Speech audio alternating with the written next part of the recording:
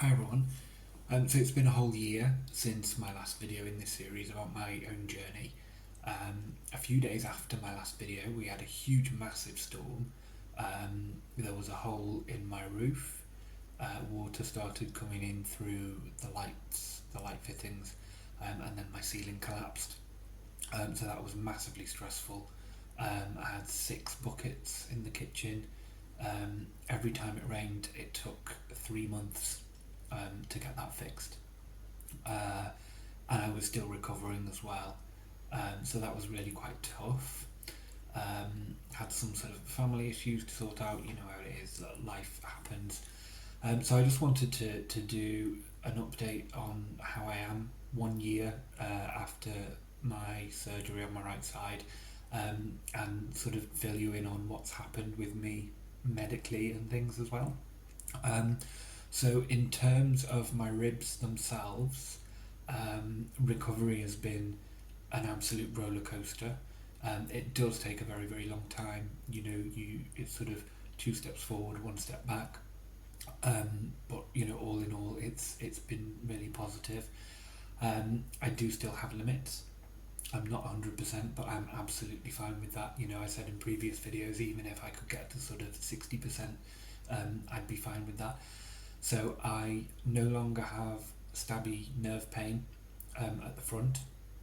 I do occasionally get stabby nerve pain if I overdo it, or if I sit in, if I sort of slouch or something. I have to be really careful of my posture, which we should anyway. But even when I get those nerve pains, it's very, very quick, and it's nothing compared to how it used to be. I do still get pain near my shoulder blade on the right side, but again, it's not anywhere near as bad as it was pre-surgery. I don't get any clicking at all. Everything internally feels really stable, and also with the digestive problems, they've cleared up massively. I used to get a lot of pain after eating, a lot of sort of weird gurgly noises. That all stopped immediately after the surgery. Now I was still wearing ice for quite a while after my surgery. I think that's quite unusual, but I think that was more to do with rib 11.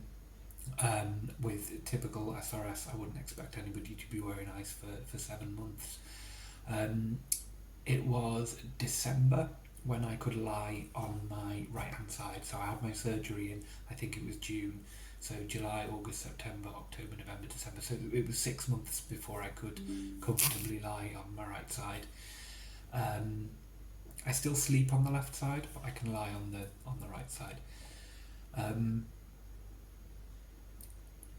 Getting in and out of bed and things is okay as well, whereas it was very difficult before surgery. The ice thing, now I was wearing ice until February, so 8 months after surgery. I think the thing that really made a difference to me, and I watched, I did a video about physiotherapy. I would really encourage you to watch it, because it's been absolutely instrumental in my recovery. I'm going to be completely honest with you and tell you that there was a time when I was completely anti-physiotherapy, and that's because of previous experiences I had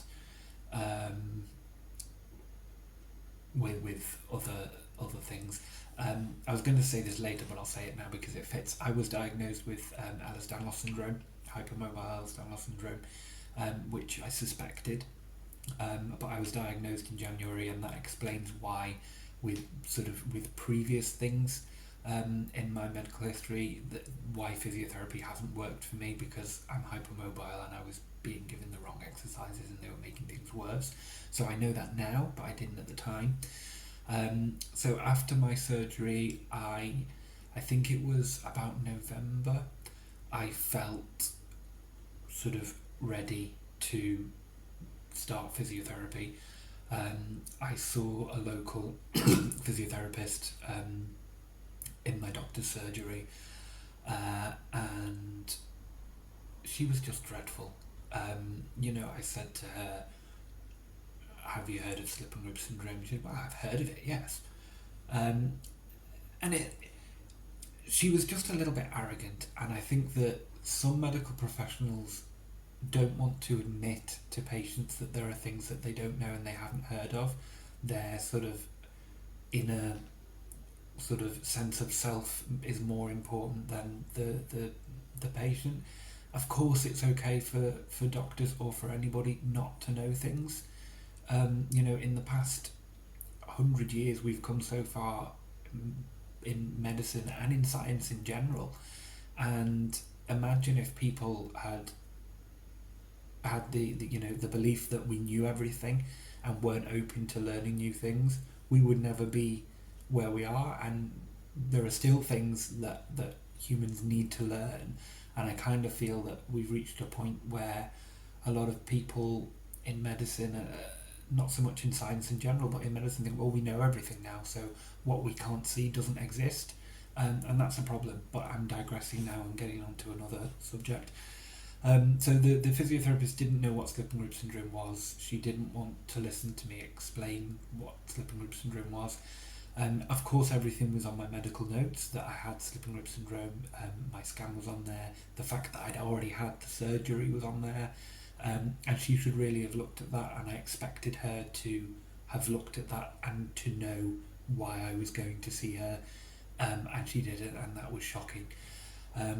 So to cut a very long story short, I ended up leaving the appointment, and I sent an email afterwards just to say, that it's not very good, and that really knocked my confidence. I didn't want to put myself in somebody's hands that didn't know sort of how exercises could affect my body and what my body had just been through. Things like sit-ups and crunches are often used to strengthen the core, but as people with slip and rib syndrome, even after surgery, that would put a huge amount of strain on the sutures, and people have broken sutures by doing those sorts of things early on in the recovery before scar tissues developed. So I didn't trust her, and it did knock my confidence. Just before I was diagnosed with EDS, I got in touch with EDS UK, which is a charity in the UK, and they have a list similar to the one that we have at slipandribsyndrome.org, of physiotherapists that are that have an interest in hypermobility. And I thought, well, because slip and rib syndrome, that the definition of slip and ribs is hypermobility, that whether you have a hypermobility syndrome or not, the fact that the ribs are mobile. So I went to see a physiotherapist, Sarah, who's local to me. I was very, very lucky that she is local to me, and she didn't know anything about slip and rib syndrome, but she listened. She listened to what it is, and she listened to the surgery that I'd had, and we worked together to formulate a program of isometric exercises for me, to strengthen my core. Now I was doing those every day. There were one or two that weren't particularly comfortable, but they weren't sort of harmful in any way, and with time they got more comfortable. By February, so 2 months after doing the physiotherapy for 30 minutes a day, I was able to take off the ice pack.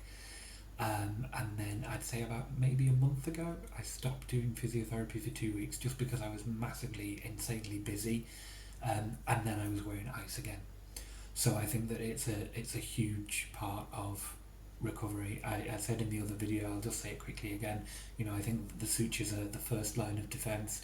The scar tissue, which takes 6 months to a year to develop, the second line of defence, and then the muscle that we build up around the sutures and the scar tissue is like the third line of defence, and that just strengthens everything even more. It's made a huge difference. We've also worked on other parts of my body that I've had problems with, so my hips, my knees and things. So I've been working with Sarah since December. She's wonderful. And I also see her for acupuncture as well in my paraspinal muscles. So I'm going to talk about the EDS diagnosis, and then I'm going to talk about where I'm up to with my ribs, because there's other things going on and I need some more operations.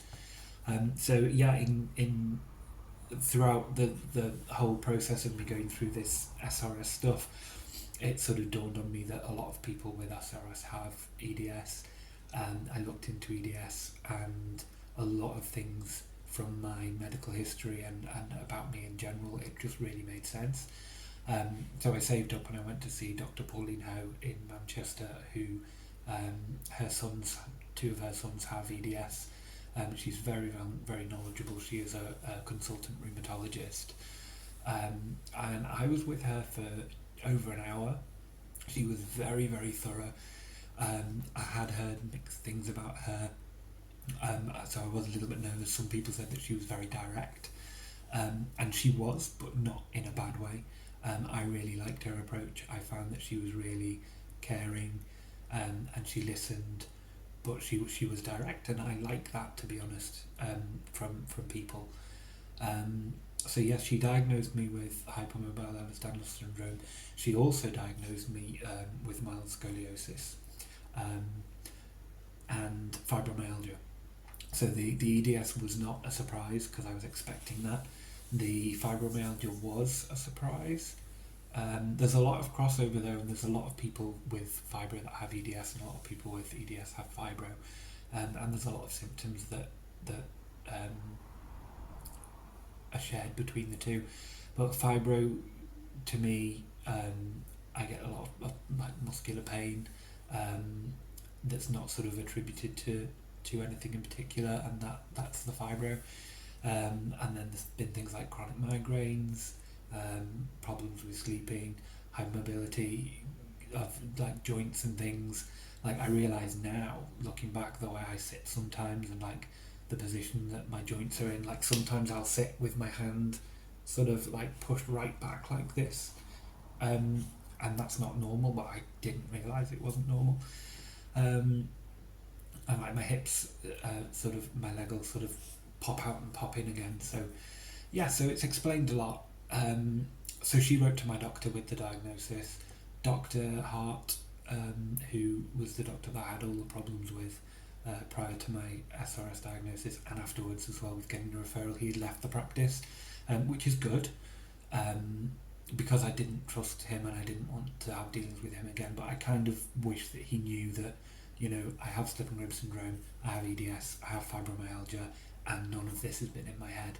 I just really like for him to know that, you know, and maybe that might have a bearing on his attitude with other patients in future. But hey ho. So Dr. Ho made quite a few recommendations. She recommended, she wanted me to see a physiotherapist, but I explained that I already see a physiotherapist privately, to see orthotics, because she said that I need a splint for my shoulder, which I still haven't got, but that's okay. I've got, I can show you actually because they're all right here. So I've got this, which I wear on my knee because that's hypermobile. It's got like metal bits in here, and that just sort of stops my knee from wobbling around and reduces pain. So I don't wear these all the time, just when I have pain. I've got this for my elbow. I have these for my wrists, and then I've got these like arthritis gloves for my fingers as well. And I got insoles for my shoes because I don't have arches on my feet. I did have those as a child, and then I didn't have them for some reason, but I need those, and they're making a difference with the alignment of my knees and hips.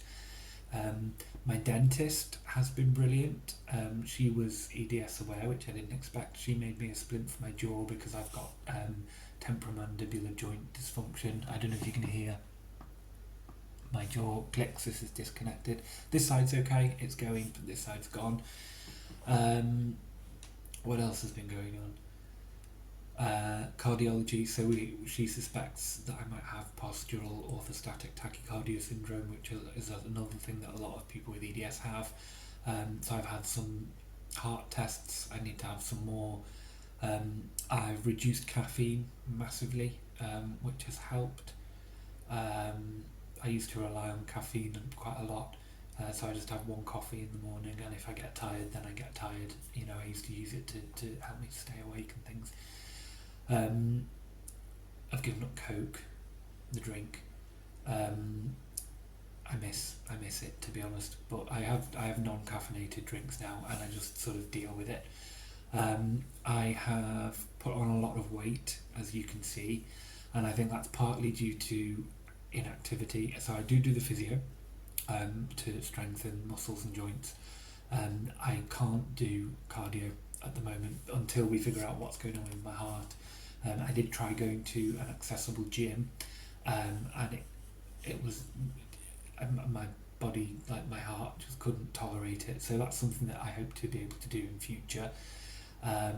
My diet as well. So I still eat healthily. I eat very, very healthily. I have a lot of fruit, a lot of vegetables. Before my SRS surgery, I was having one meal a day because I couldn't really tolerate food. Since my surgery, and also since I've sold gastroenterology and I'm on lansoprazole because of acid reflux, I'm able to eat breakfast, lunch and dinner now. So I have a banana for breakfast. Sometimes I have like yogurt, granola, blueberries. It's all healthy stuff. But I think because I'm eating more and I'm less active, I have put on weight, which I don't really like, pardon me, to be honest. But it's something that I'll hopefully be able to work on. And it's better to be healthy, and I certainly feel healthier than I did before. Pardon me. What else has happened? I'm going to talk about ribs first, and then I'll talk about my latest thing. Pain management. Yeah, so I've been referred to pain management. I haven't seen them yet, but that's for pain that's related to other things that are not ribs. So ribs. So I had a 3D CT scan that Joel requested. So I had that done in November, and then I saw Joel in February, and we looked at the scan together, and we found. Let me see if I can show you. It's somewhere on my computer. Yeah, I can. So I'm just going to turn this round. Hopefully you can see. So this is my scan. Here you can see these are my 12th ribs. They have basically snapped off my spine. So there's a problem there with the costa transverse joint, I think it's called. And those ribs are both hypermobile, which we could see in the dynamic ultrasound that I had with Dr. Abassi. They're not touching my hip in this, but I was lying down in certain positions. They do touch my hip, and you can feel that. And also on the right hand side, the 12th rib goes up and under my 11th rib, impinges on the nerve, and it's just really horrible. The other thing that I noticed was this here. So you can see in my spine. First of all, you can see the mild scoliosis. It's really, really mild. But you can see that there. You can see loads of space here in the bottom, but once we get up to my thoracic spine, that shortens here in particular, above T11, which is where I get the most of my pain. It's the worst pain that I have. It's the one that affects my mobility and the one that drives me to tears. That's exactly where I have my pain. I thought, hang on, what's this? There's clearly something going on there. So I have seen a spinal surgeon. So yeah, I saw Joel in February. We looked at that. He gave me an injection. I can't remember what it was like. I can't remember what it was called, but it's a diagnostic injection anyway, to confirm that those 12 ribs were causing the pain, and that gave me relief for about 3 weeks. So the plan now is that we're going to take out those 12 ribs. We're going to excise them, get rid of them, which I'm really enthusiastic about. I know that in the US, again, like they do with slipping rib syndrome, they will do both sides at a time. My surgeon doesn't want to do that because it would sort of cause a lot of pain and things. I would rather have both done at once, because I'd rather be in more pain for less time. But he is the man in charge, and he's said that we're going to do one at a time. So I accept that. That's okay. We're doing the left side first. The right side is worse than the left side at the moment, but at the time, the left side was worse than the right side, and it sort of like interchanges. So I do wish we were doing the right side first, but it's just how it is, really. We will get to that eventually. So yeah, I'm looking forward to that. I think that the recovery will be more painful because it's a bigger incision and it goes through a bigger muscle. But I think that the recovery will be a lot quicker because they're just taking something out. They're not sort of altering their structure. We're not relying on scar tissue.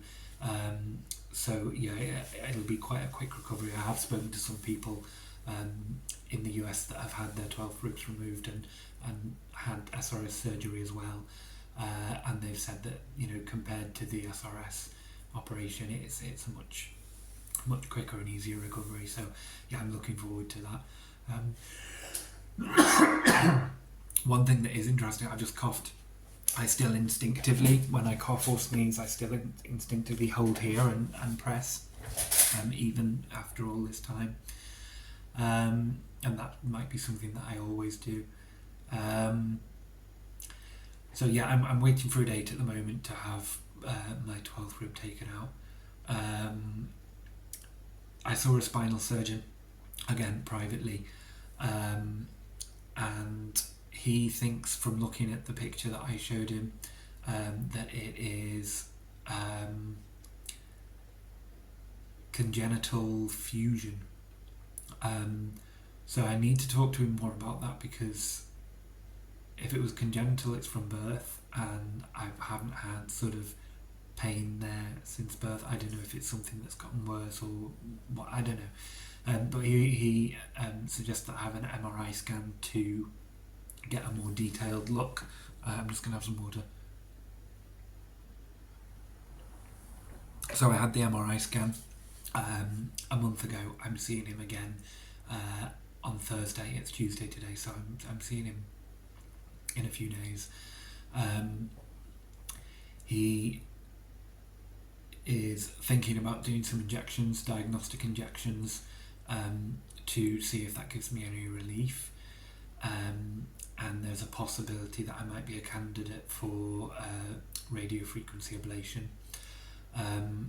I've read about radiofrequency ablation, and I think I've read some medical publications and studies on it and things. It looks like it works for about 40% of patients. It works for 6 months to 2 years. I've read that it's very, very painful when the nerve grows back. So I need to talk to him, and I need to weigh up, do I have this radiofrequency ablation every 6 months or 2 years for the rest of my life? That would be very, very expensive. Or do I just accept that I have this and live with it? Mobility is still a big issue for me, and I think it's that, and obviously the EDS diagnosis sort of sheds light on why my mobility is affected so much as well. So I use a wheelchair out of the house because standing and walking is still a big problem. I think I can stand for about 3 minutes before the pain gets unbearable. But I think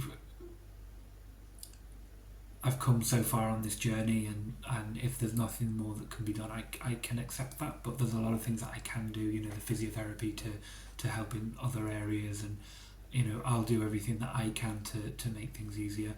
Of course, it would be huge for me to have that mobility and freedom back, but I'm not in constant pain as long as I don't overdo it or do the wrong things and I stay sat down. So there's good things, bad things, and there's some things that I'm still getting used to, but it's not all so bad, and it's really relieving to have that diagnosis of the EDS, and it explains so many things, and to have gone from, there's nothing wrong with you, it's all in your head, to okay, there is something wrong with you, there's a few things wrong with you, here's some help. That's really, really positive. So that's where I am. So this is probably going to be the last video that I do in this series, which I called my SRS journey, because the SRS journey has kind of come to an end now in terms of my own operation and recovery. And you've been through the whole story with me of pre-diagnosis, diagnosis, surgery, recovery.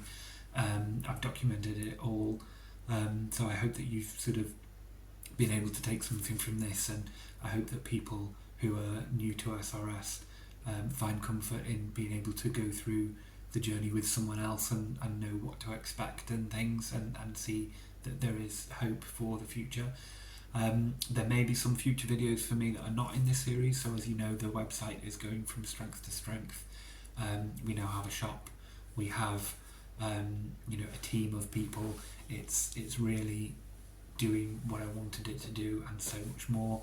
And I set out to try and help a few people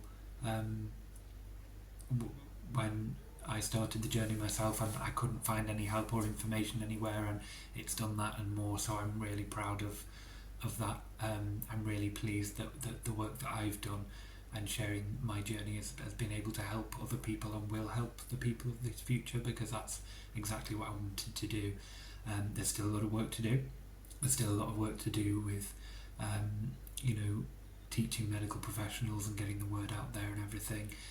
We have a slip and grip syndrome awareness day now as well.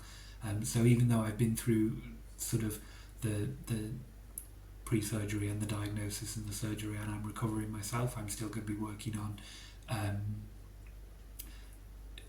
creating awareness for SRS in general.